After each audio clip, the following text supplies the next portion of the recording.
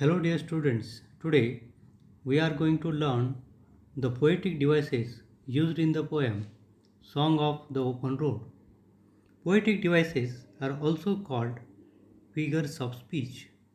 In this poem, the poet has used different kinds of poetic devices which we are going to see now. Metaphor. When two things are indirectly or implicitly compared, it is called metaphor. For example, the road in the poem is indirectly compared with the road or journey of life. This is an example of metaphor used by the poet in this poem. Paradox. A seemingly absurd or contradictory statement or proposition which, when investigated, may prove to be well founded or true. For example, old delicious burdens.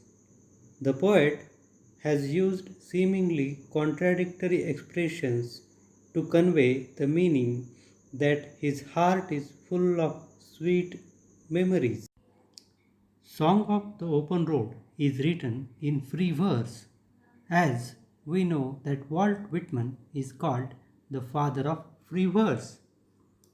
A free verse is a poetry that does not rhyme or have regular rhythm, yet it provides an artistic expression. It gives greater freedom for choosing words and conveying their meanings to readers. Repetition. Repetition of words for emphasis. In other words, we can say that if two or more words are repeated, it is called repetition. For example, I whimper no more, postpone no more. In this line, the word no more is repeated. This is an example of repetition. The next example is I am filled with them. I will feel them in return. Feel them. These two words are repeated. Therefore, this is also an example of repetition used in the poem. Transferred epithet. Transferred means changed and epithet means an adjective.